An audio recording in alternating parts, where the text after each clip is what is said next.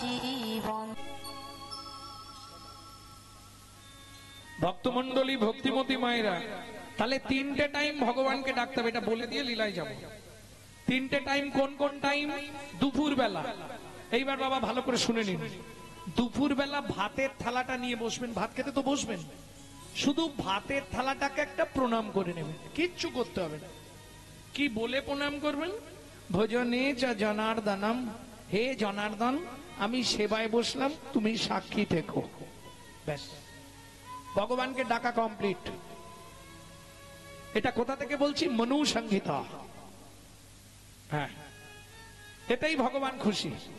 এতে কি লাভ পাবে? তিনটে লাভ তুমি পাবে। কি কি তিনটে লাভ? তুমি যত জন্ম মানব কুলে জন্মাবে, জীবনে তোমার জীবনে কোনোদিন অন্যের কষ্ট আসবে না, এক। দুই, খাদ্যনাল শ্বাসনাল পাশাপাশি দুটো খাল, এদিকের মাল যদি হয় বেসামাল পাঁচু, তাহলেই তুমি স্ট্যাচু। যদি খেতে খেতে মরে যাও, তুমি গোলক বৈকুণ্ঠ ধাম প্রাপ্তি হবে। তিন, ওমা যার জিনিস তাকে না জানিয়ে খেলে চুরি করে খাওয়া হয়, আর চুরির মাল পেটে গেলেই দেখবেন পেটের ডিস্টার্ব হবে, পেট কারো ভালো নেই। অতএব জানিয়ে খেলে ভালো থাকবে, যার জিনিস তাকে জানিয়ে খাও। তাহলে তিনটে উপকার বুঝে নিলেন। দু নম্বর, কখন ভগবানকে ডাকবেন? খেয়ে দিয়ে রাত্রিতে শুতে যাবেন বিছানায়, শুধু ঘুমাবার আগে একবার ডেকে দেবেন, ভগবান শয়নে যাচ্ছি, শয়নে পদ্মনাভঞ্চ, হে পদ্মনাভ আমি শয়নে গেলাম, তুমি সাক্ষী থেকো। সকালে যদি সেন্টার খোলে তো ভালো, আর যদি না খোলে তোমার চরণে একটু জায়গা দিও। চোখ খুললে সকাল, না খুললে পরকাল। কাল আপনি একটা পেয়ে যাবেন, কোনো চিন্তা নেই। তিন নম্বরটা একটু কঠিন আছে, ভোরবেলা উঠতে হবে সূর্য উদয়ের আগে। আর একটা কথা মায়েদের বলে দিই, শুনে রাখো, সূর্য উদয়ের পর যদি সংসারের মঙ্গল চাও, জীবনে কোনোদিন ছড়া ঝাড় দেবেন না। সূর্য উদয়ের পর যদি কোনো রমণী ছড়া ঝাড় দেয়, তাকে 7 জন্ম অত্রি পত্রবান নরক যন্ত্রণা ভোগ করতেই হবে।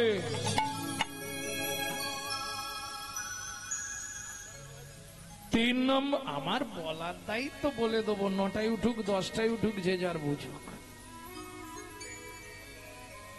ভক্তমন্ডলী, ভক্তিমতী মায়েরা, 3 নম্বরটা কখন ডাকবেন? ভোরবেলা উঠবেন, বাসি কাপড়ে, বাসি মুখে, বাসি বিছানায়, পূর্ব দিকে মুখ করে বসবেন।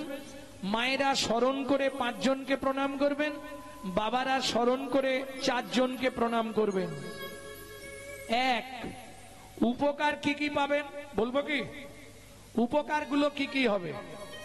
যেসব সংসারে খুব আর্থিক সংকট, মানে এদিক দিয়ে আনতে ওদিক দিয়ে শেষ, আপনি 3টে মাস করে দেখুন, আমাকে রেজাল্ট দেবেন, ফোন নাম্বার আছে ইউটিউবে। 3টে মাস কন্টিনিউ করুন।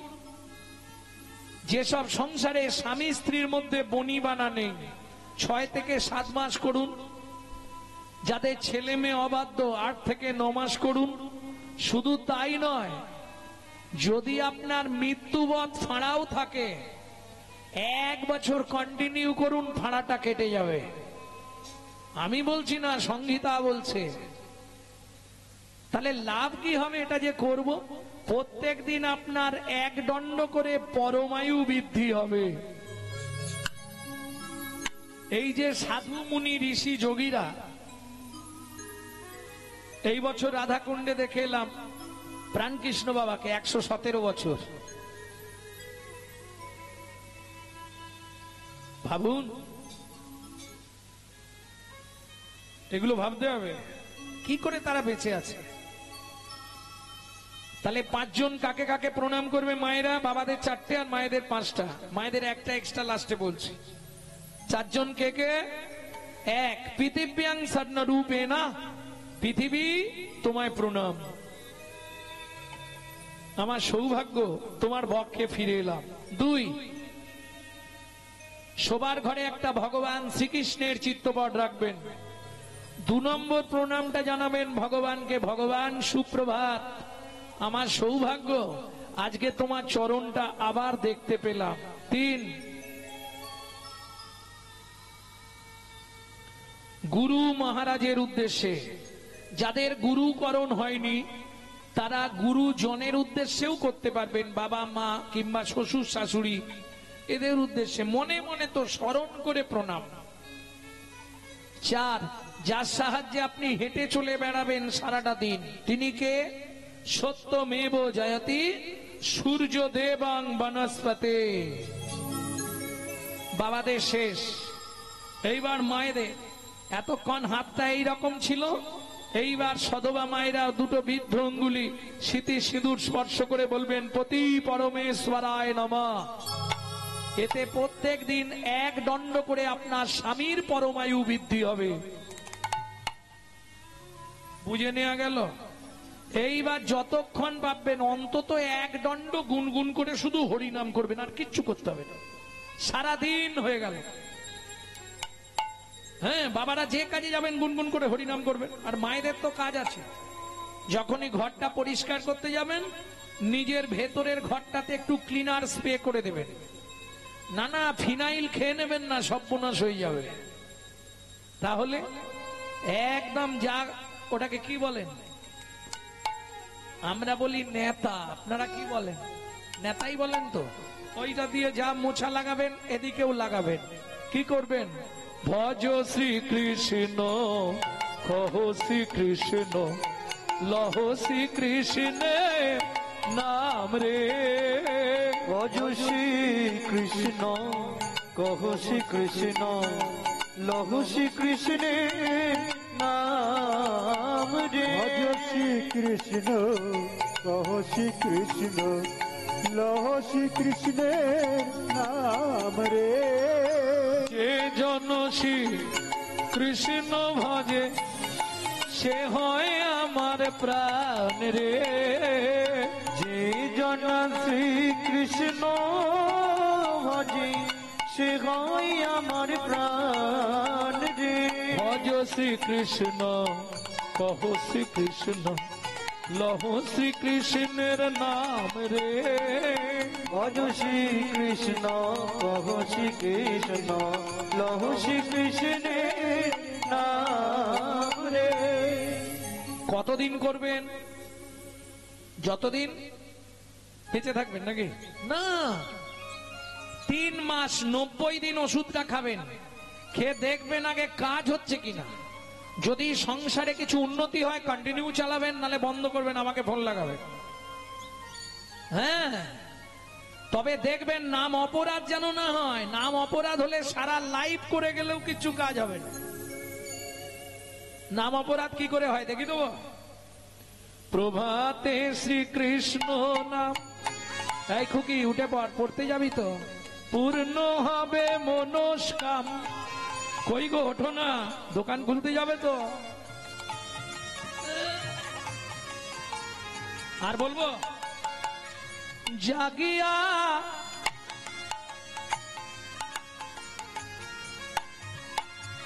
প্রভাতে শ্রীকৃষ্ণ নাম, পূর্ণ হবে মনস্কাম। জাগিয়া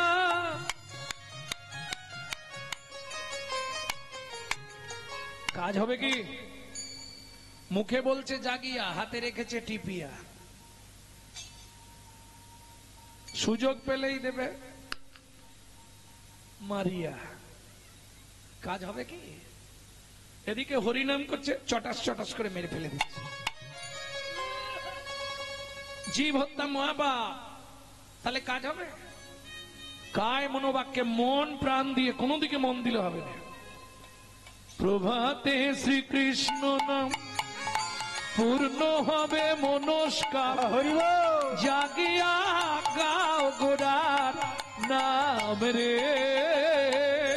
প্রভাতে শ্রীকৃষ্ণ নাম, পূর্ণ হবে মনস্কাম। জাগিয়া গাও গোড়ার নাম রে। দিন গেলে হা গৌরাঙ্গ যে বলে একবার রে। দিন গেলে হা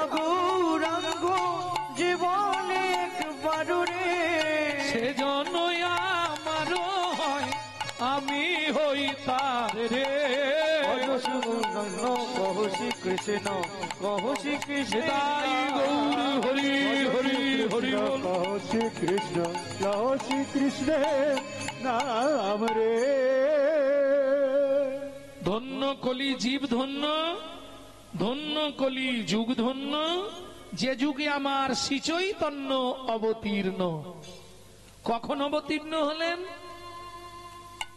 যখন ধর্মলুপ্ত দেশ বিচিত্র ছিল গুপ্ত চিরকাল। যখন ধর্মলুপ্ত দেশ বিচিত্র ছিল গুপ্ত চিরকাল। নদিয়ায় এসে গৌরবেশে প্রচারিল সচির দুলাল। নদিয়ায় এসে গৌরব এসে প্রচারিল সচির দোলাল। যখন ধর্মলুপ্ত দেশ বিচিত্র ছিল গুপ্ত চিরকাল, নদিয়ায় এসে গৌর বেশে প্রচারিল সচির দুলাল। তাহলে ধন্য, মানুষও ধন্য আর কলি যুগ ধন্য। দুইবার ধন্য কেন? না ভাই ভাগ্যবান কলির মানুষ চৈতন্য ভগবান পেয়েছে। নিতাই গৌর হরি হরি বল। কেন বললাম জানো? এই নাগরী, অনেক অবতার এসেছে গেছে, কিন্তু গৌরের মতো কেউ হবে না। তুই কেন এ কথা বললি? বলছে ওই যে দেখ না পদাবলিটা, পরের পদটা শোন। কি? হরিদাতা শিরোমণি গোরা বিশ্বম্ভর রায়।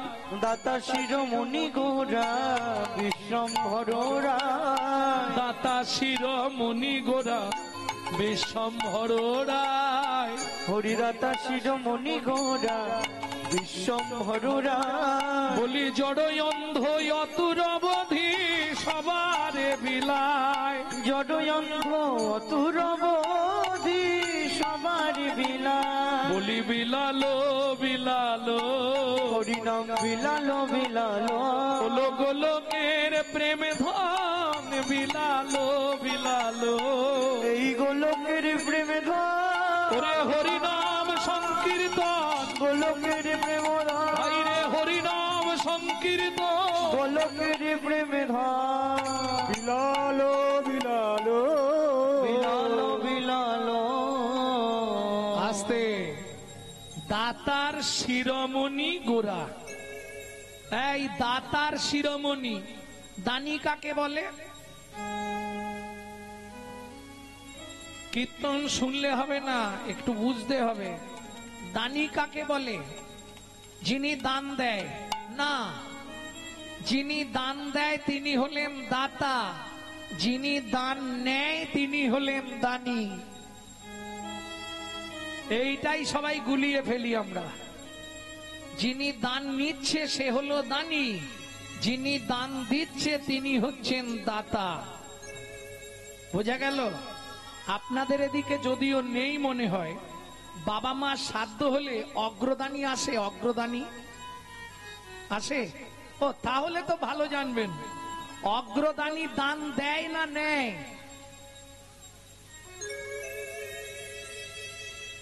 তাহলে দানি মানে যিনি দান নেয়, আর যিনি দান দেয় তিনি হলেন দাতা। আস্তে। চৈতন্য মহাপ্রভুকে বলছে দাতার শিরোমণি। কেন? আমরা প্রমাণ চাইবো তো, কি গো এমনি এমনি বলে দিলে মেনে নেবো? বলেন না গরি বিচার করে দেখ, সত্য যুগের বড় দাতা কে ছিল বলুন? এই তো এতক্ষণই শুনলেন, দান হলো না। কার দান গাইছিল? ধরিয়া বামন রূপ। এই বিবাদটা দাও। ভুলাইলে বলি ভূ তিনি পদভূমি চেয়ে দা। ধন্য ধন্য তুমি ভগবান। ও ধরিয়া বামন মিটাইলে বলি তিনি পদভূমি চেয়ে ধন্য ধন্য তুমি ভগবান। ধন্য ধন্য তুমি ভগবান। ও বাবা, তাহলে সত্য যুগে বড়দাতা কে ছিল? বলি মহারাজ। তেতা যুগে বিশ্বামিত্র রূপ ধরি হরিশ্চন্দ্রে পরীক্ষা করি দিলে তারে ভিখারি রবে। ধন্য ধন্য হে ঋষিকে বিশ্বামিত্র রূপ ধরি হরিশ্চন্দ্রে পরীক্ষা করি দিলে তারে ভিখারি রবে।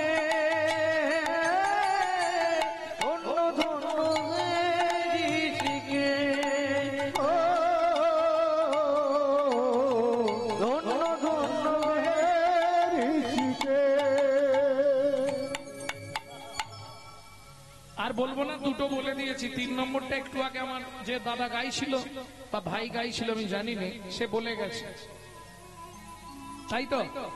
সত্যযুগে বড় দাতা বলি মহারাজ, তেতার বড় দাতা রাজা হরিশ্চন্দ্র, দাপরের বড় দাতা দানবীর কর্ণ মহারাজ।